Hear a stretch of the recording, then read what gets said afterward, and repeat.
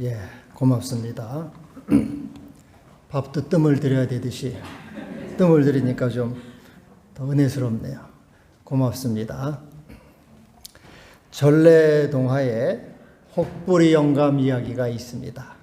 옛날 어떤 마을에 이 턱에다가 혹을 하나 크게 달고 있는 혹부리 영감이 있었습니다. 이 혹부리 영감은 마음씨가 착하고 인정이 많습니다. 사람들에게도 좋은 일을 많이 하는 그러한 사람입니다. 이게 안 나오는 것 같아요. 여기 우리 남 목사님 와서 보세요. 재난 문자가 와 있네요. 그런데 이제 어느 날 와보세요. 여기 혹부리 영감이 오늘은 좀 뜸들인 일이 많습니다. 네. 또 맛있게 되려면은 됐어요. 예. 뜸을 들여야 되듯이. 근데 이제 이 혹부리 영감이 하루는 산에 이제 이렇게 나무를 하러 갔는데 이제 날이 어두웠습니다. 집을 못 찾아서 산속에 있는 오두막집을 이렇게 눈에 띄어서 그 집에 들어가게 됐습니다. 밤이 되니까 무섭기도 해서 아무도 살지 않는 집 노래를 부르는데 도깨비들이 나타났습니다. 도깨비들이 나타나니까 더 무서워서 더 크게 소리를 불렀어요. 했더니 도깨비들이 와서 영감, 당신 노래가 참 듣기 좋소. 그 노래 소리가 어디서 나오? 그러자 옥육결에 이 혹에서 노래가 나옵니다. 그러니까 도깨비들이 그러면 그거 우리한테 파시오 해서 허락도 없이 도깨비들이 혹을 툭 뛰어가고 금은 보석이 가득 든 자루를 한 자루 턱 줬습니다. 이거 가져가시오. 그래서 혹부리 영감은 이제 혹도 띄고 부자도 되고 그랬습니다.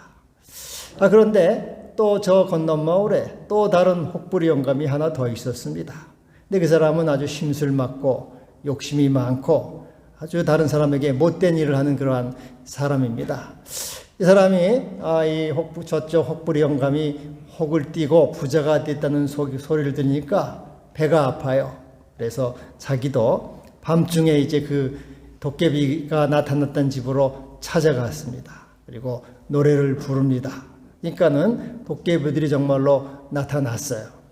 영감, 당신 노래가 어디서 나오? 이 혹에서 나옵니다. 이 거짓말쟁이 같으니라고, 못된 놈 같으니라고, 혹이나 하나 더 받으라고 탁 하나 더 보셔서 이 혹부리 영감은 양쪽에 혹을 붙이게 됐습니다. 그래서 아주 조롱을 받고 놀림을 받고 살았다 하는 얘기입니다. 이런 전래동화 이야기는 우리가 보통 인과응보라 그렇게 말합니다. 인과응보. 착한 일을 한 사람은 복을 받고 못된 일을 한 사람은 벌을 받는다. 이 인과응보. 이 인과응보에 대한 우리 이 동화책들, 이야기들은 대부분이 그런 책들입니다. 여러분이 아신 대로 흥부놀부, 착한 흥부는 복을 받고 못된 놀부는 벌을 받는다. 또 콩쥐팥쥐, 착한 콩쥐는 복을 받고 못된 팥쥐는 벌을 받는다. 이 인과응보는 우리나라뿐 아니고 동서양을 막론하고 다 인과응보 사상을 믿습니다. 신데렐라도 역시 착한 신데렐라가 결국 복을 받고 못된 언니들은 벌을 받고 또 백설공주도 마찬가지로 다 이게 이 인과응보 사상으로 다 돼 있습니다. 근데 이제 이 구약 이스라엘 사람들도 인과응보를 믿었습니다. 착한 일을 하면은 복을 받고 못된 일을 하면은 벌을 받는다. 구약 성경에서도 인과응보 사상을 가르치고 있습니다.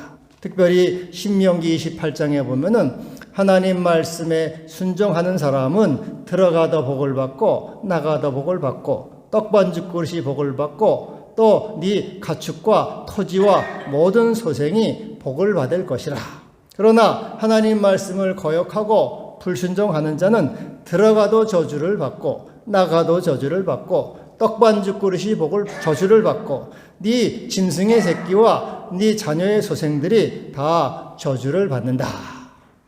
이게 구약 성경에도 인과응보 사상을 말씀하고 있습니다. 그래서 사람들은 착하게 살아야지, 이 가뭄 끝에 이 인내하면은 좋은 결실이 온다고 착하게 살면은 좋은 일이 와. 또 우리 믿는 사람들은 하나님 말씀대로 살려고 노력을 합니다. 근데 여러분 이렇게 현실을 보세요. 우리가 살아가는 현실을 보면은 이 인과응보 사상이 잘 맞아 떨어집니까? 성경이 말씀한 대로 또 동화책들이 말한 대로 정말 착한 사람들이 잘 되고 악한 사람들은 벌을 받는가? 우리가 현실을 볼 때 인과응보가 잘 시행이 안 되는 그런 것을 종종 보게 됩니다. 오히려 착한 사람들이 고난을 받아요. 어려움을 당합니다. 실패도 하고 괴로움도 당합니다. 그리고 못된 놈들, 악한 놈들, 아주 나쁜 놈들은 오히려 잘 먹고 잘 살고 잘 되고 그러한 일들이 많이 일어나는 것을 볼 수가 있습니다. 그래서 구약에 있는 하박국 선지자도 하나님 앞에 한탄을 하면서 묻습니다. 하나님, 어떻게 율법이 해이하고 또 하나님의 정의가 시행되지 못합니까? 악한 자가 어떻게 잘 되고 선한 자가 이렇게 괴로움을 당합니까?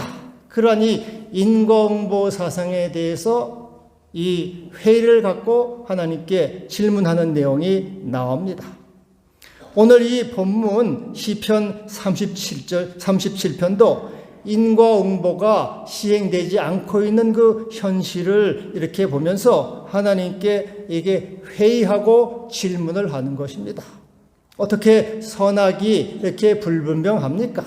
인과응보가 시행되지 않습니까?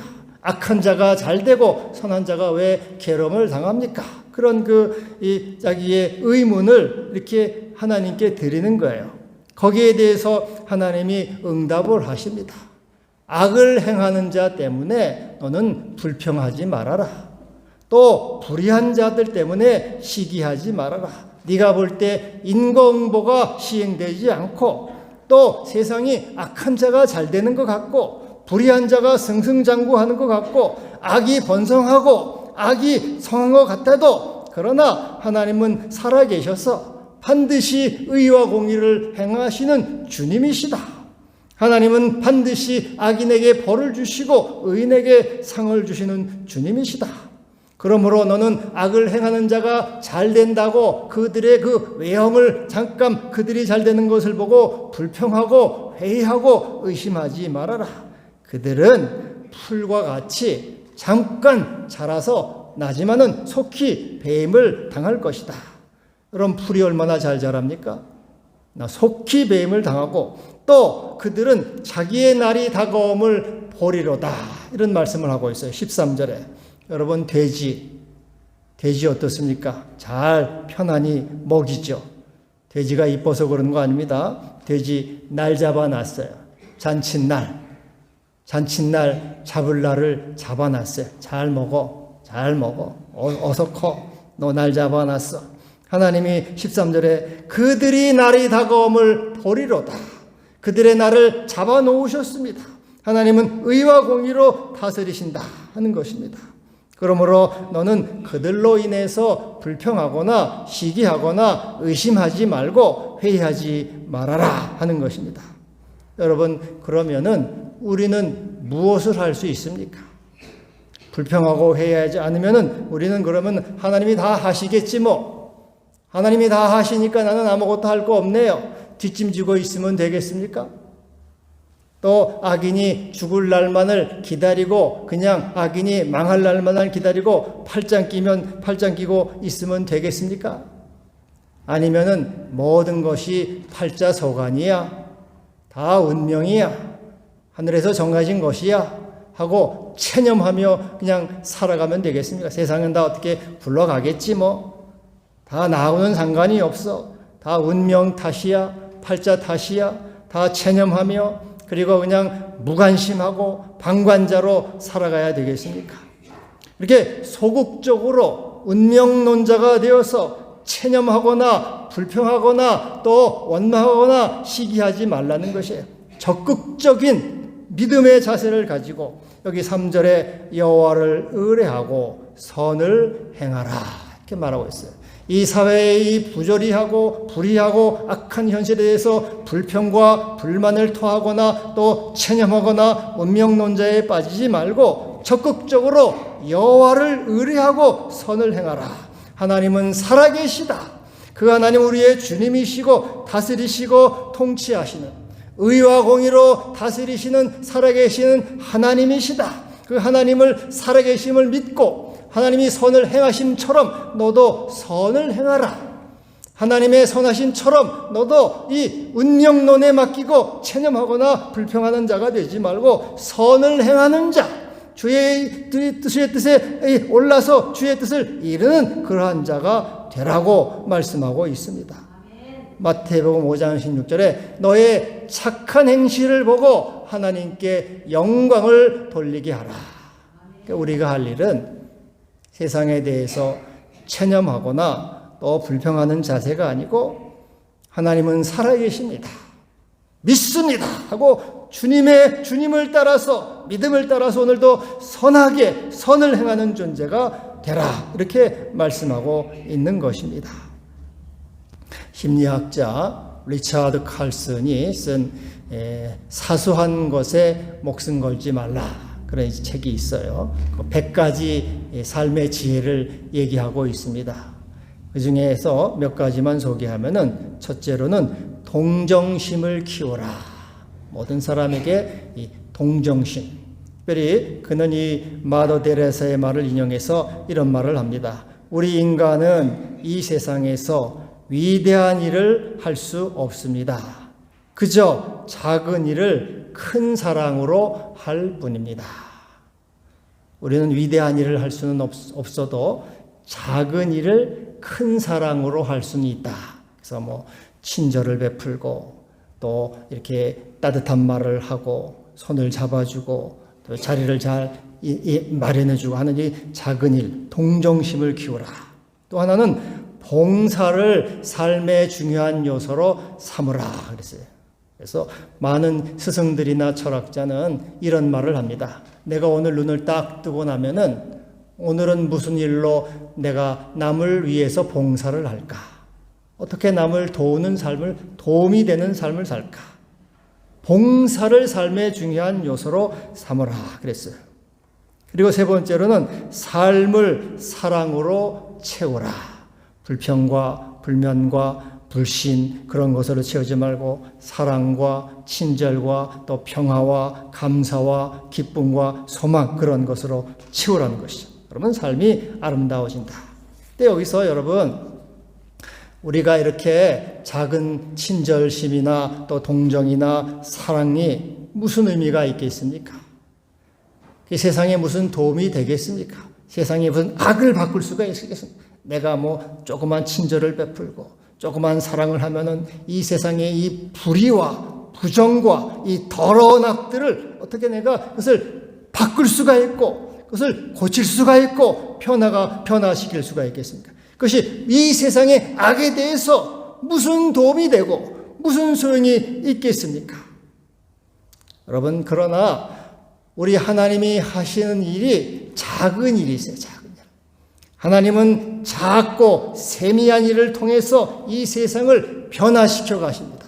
우리 하나님이 하신 일은 크고 위대한 일이라기보다는 매일매일 성실하게 작은 일을 통해서 세상을 바꾸시고 또 고치시고 구원으로 인도하시는 주님이시죠. 여러분 이제 다음 주면은 하지입니다. 하지. 21일이 하지더라고요. 근데 하지까지는 하루 1분씩 길어지잖아요. 1분씩 길어져요. 그래서 어제 보니까 제가 해가 7시 한 50분쯤에 해가 이렇게 지더라고요. 1분씩 이렇게 1분씩 길어지면서 계절이 바뀌잖아요. 봄이 오고 여름이 오고 꽃이 피고 나무가 자라고. 그리고 또 하지가 지나고 20일이 지나면은 1분씩 또 짧아집니다, 해가. 그래서 자꾸 짧아져가지고 이제 12월 동지까지 짧아지죠. 그래서 1분은 별거 아니지만은 작은 변화를 통해서 세상의 우주 만물이 자꾸 변화가 되고 꽃이 피고 열매가 맺고 이 세상이 이렇게 발전하고 유지가 되는 거죠. 우리 몸도 뭐 정확히 하기가 어렵겠지만 우리 몸에 이 세포가 60조가 있다, 100조가 있다 그래요. 근데 하여튼 100조가 있다고 치면은 이 몸이 100조 개의 세포로 되어 있는데 하루 한 3천억 개가 이 세포가 죽고 또 새로 태어난다 그래요. 0.3% 정도 되더라고요, 보면은. 그래서 1년이면은 이 온 몸이 다 바뀌는 거예요, 여러분. 우리가 맨날 똑같은 사람 같지만 매일매일 사실을 바뀌는 겁니다. 1년이면 전혀 새로운 사람입니다. 아주 미세한 변화를 통해서 세상이 이렇게 바뀌어가는 것입니다. 창세기 4장에 보면은 가인이 이제 아벨을 죽이잖아요. 아벨을 죽여서 경건한 자손이 끊어질 위기에 처했습니다. 그때 하나님은 이 가인을 처단함으로써 세상을 개혁하거나 바꾸지 않았어요. 하나님은 이 아벨이 죽은 씨 대신에 새로운 씨, 셋이라고 하는 새로운 씨를 보내서 다시 역사를 이어가십니다. 그래서 여기 이 창세기 보면 이렇게 말하고 있어요. 이는 하나님이 내게 가인이 죽인 아벨 대신에 다른 씨 셋을 주셨다 함이라.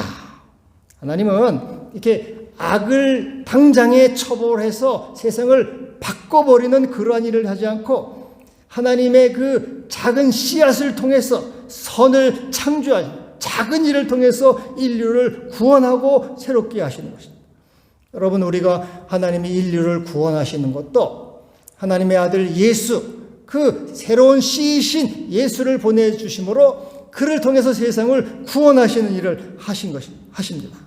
그래서 우리 주님은 이새의 줄기에서 한 싹이 나심으로써 그 주님이 주님이 새로운 씨로 태어나셔서 이 세상을 우리에게 구원을 허락해 주신 것입니다. 그리고 거룩한 씨이신 예수님이 이 땅에 오셔서 하신 일도 아주 이게 작은 일을 하신 거예요. 이 로마를 개혁하고 사회를 변화시키고 사회를 이렇게 개혁하고 불의를 끼짓고 그런 것이 아니고 천국 복음을 전파하고 굶주린 자를 먹이시고 병든 자를 고치시는 작은 일, 미세한 일을 통해서 하나님 나라를 만들어 가신 것입니다. 예수님이 이렇게 참 작은 일, 세리들을 세리들을 구원하시고 병자들을 고쳐주시고 또 이렇게 또 창기들을 가까이 하시니까 세례 요한이 보고 답답한 거예요. 세례 요한이 보고 예수님이 하신 일이 답답하니까 제자들을 불러서 묻습니다. 오실 분이 당신입니까? 아니면 다른 일을 기다려야 됩니까? 우리는 당신이 하나님의 아들이요 메시아요 그리스도임을 믿습니다. 그래 당신이 메시아이신 당신이 오셔서 이 로마 정부를 뒤집어 놓고 사회를 개혁하고 이 불의를 뿌리 뽑고 악을 소탕하고 그러한 위대한 일, 큰 일을 해야 될 거 아닙니까? 근데 맨날 고작 하는 일이 병자들 고쳐주고 복음이나 전하고 또 세리들하고 같이 다니고 그러한 일, 당신이 정말로 하나님이 보낸 자입니까? 아니면 우리가 다른 일을 기다려야 됩니까? 이렇게 세례 요한도 답답해서 물어봐요. 그때 예수님이 뭐라 그럽니까? 가서 요한에게 말하라. 맹인이 보며 못 걷는 사람이 걸으며 나병한 자가 깨끗함을 받고 못 듣는 자가 들으며 죽은 자가 살아나고 또 가난한 자에게 복음이 전파된다 하라. 누구든지 나로 말미암아 실족하지 아니하는 자는 복이 있도다. 나는 매일 선한 일, 복음을 증거하고 가난한 자를 사랑하고 그들을 돌보고 그럼으로써 하나님 나라를 만들어가고 세상을 바꾸어가고 변화시키는 그러한 일을 한다 하는 것입니다. 그래서 여러분 우리도 이 선한 일을 하나님은 살아계심으로 우리도 선한 일을 행함으로써 이 주님의 복음에 동참하게 되는 것입니다. 성령을 주셔서 선한 일을 행하게 하옵소서. 이렇게 여러분 우리가 기도해야 될 것입니다. 또 하나 우리는 이 불의와 악에 대해서 4절에 여호와를 기뻐하라. 그가 내 마음의 소원을 내게 이루어 주시리로다. 이렇게 말씀하고 있어요.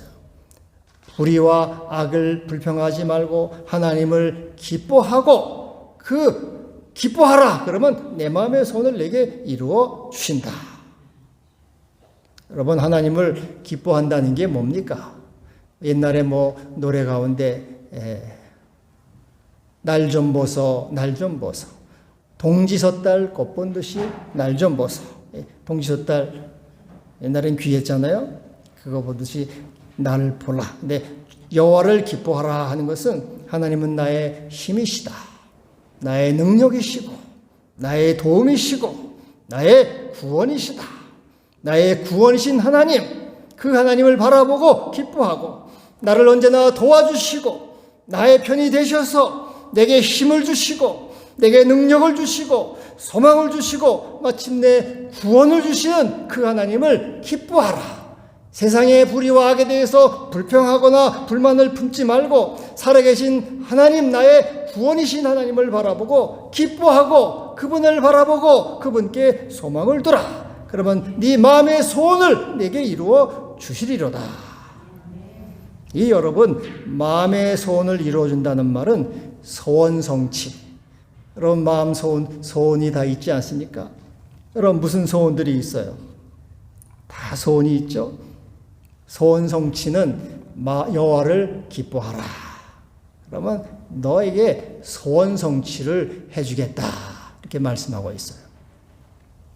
이 의식혁명의 저자인 데이빗 호킨스는 우리 인간이 어떤 성취, 직업적인 성취라든지 일의 성취라든지 지금 말한 소원 성취라든지 성취를 이루기 위해서는 3가지 마음 상태가 있다 그랬어요. 3가지 상태. 하나는 무기력입니다. 무기력. 나는 이런 세상의 불의와 또 고난과 어려움 가운데 비탄과 슬픔 가운데 빠지는 거예요. 세상이 너무 힘들어. 나는 아무것도 할 수가 없어. 나는 못해. 나는 참 너무 힘이 연약해 해가지고 비탄에 빠지고 무기력에 빠지고 이렇게 슬퍼하고 좌절하는 이 무기력의 마음이 있습니다. 이런 사람이 뭘 이룰 수 있을까요? 여러분 마치 그것은 계란을 차가운 물에 넣고 끓이려고 하는 거예요. 이 무기력 상태에서는 어떠한 성취도 이룰 수가 없습니다. 2번째 상태는 욕망의 상태가 욕망. 해보겠다. 할 수 있다. 하자 하고 이 도전하고 이게 불의에 저항해서 막 데모도 하고 막 폭력도 행하고 막 해보는 거예요.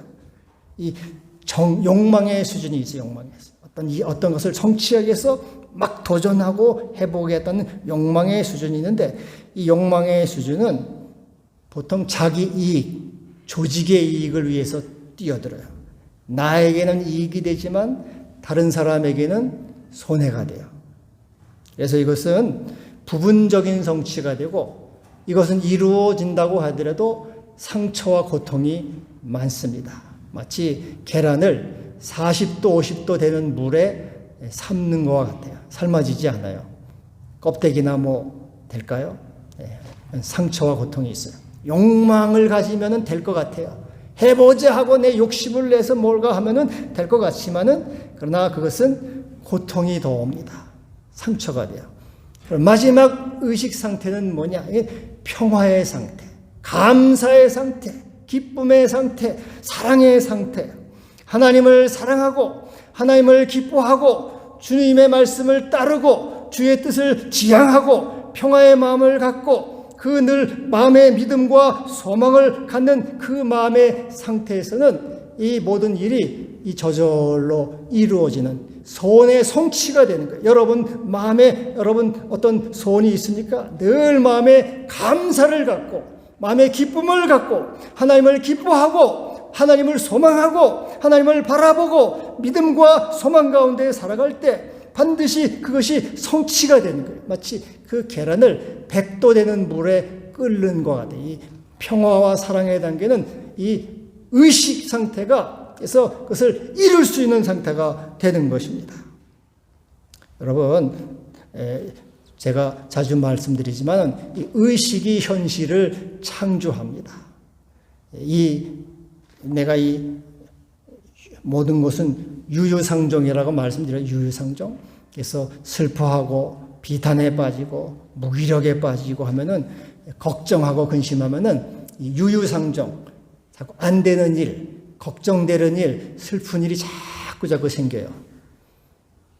나는 왜 이렇게 인생이 팔자가 나쁜가? 나는 왜 되는 일이 없나? 나는 짜증이 나고 불평이 나고 원망이 나고 하면은 그것을 자꾸 끌어당겨서 자꾸 인생이 꼬이게 됩니다. 점점 안 돼요. 또 욕망을 가져요. 해보자 하고 욕심을 내고 분을 내고 시기심을 품고 뭐가 되는 것 같긴 해도 상처가 많아요. 고통스러워요. 되기는 되는 것 같아도 서로 자기도 상처를 받고 남에도 상처를 받고 상처뿐인 영광이 돼요. 그러나 늘 믿음을 가지고 하나님은 살아계시다.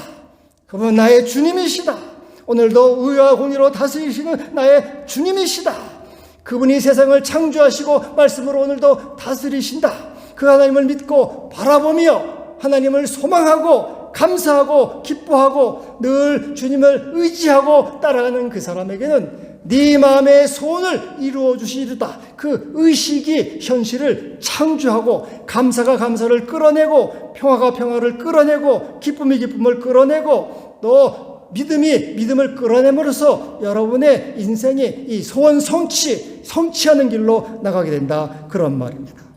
여호와를 기뻐하라. 그가 내 마음의 소원을 내게 이루어 주시리로다. 그래서 너는 불의한 자, 세상의 악과 불의 때문에 불평하지 말라. 여호와를 의뢰하라. 하나님은 살아계시다. 살아계신 하나님께서 꾸준히 성실하게 선을 행하는 것처럼 너도 주님 안에서 선을 행하는 자, 사랑하는 자가 되고 또 너는 여호와를 기뻐하라. 어떠한 상황 속에서도 하나님은 살아계셔서 나의 구원이 되시다. 나의 주님이시다. 나의 구원자이시다. 이 믿음을 가지고 주님을 기뻐할 때 늘 소망과 감사의 마음을 가질 때 네 마음의 소원을 네게 이루어 주시리로다. 네가 분노를 내거나 욕망을 가져서 이루는 것이 아니고 믿음을 통해서 전능자 하나님이 너에게 이루어 주시고 그 말씀대로 성취해 주실 것이다. 그러므로 성실로 먹을거리를 삼고 믿음으로 서서 주의 의를 이루라 말씀하고 있습니다. 이런 은총이 모두에게 있기를 바랍니다. 기도합시다. 하나님 아버지 감사합니다. 저희들은 세상에 살면서 여러 가지 일로 불평하고 원망하고 불신하고 의심합니다. 우리의 믿음 없음과 연약함을 불쌍히 여겨주시고 항상 여호와를 의뢰하고 선을 행하며 여호와를 기뻐하고 감사하고 믿음 가운데 거하게 하여 주옵소서. 그래서 모두 마음의 소원을 이루어 이름받게 하여 주옵소서. 예수님의 이름으로 기도하옵나이다. 아멘.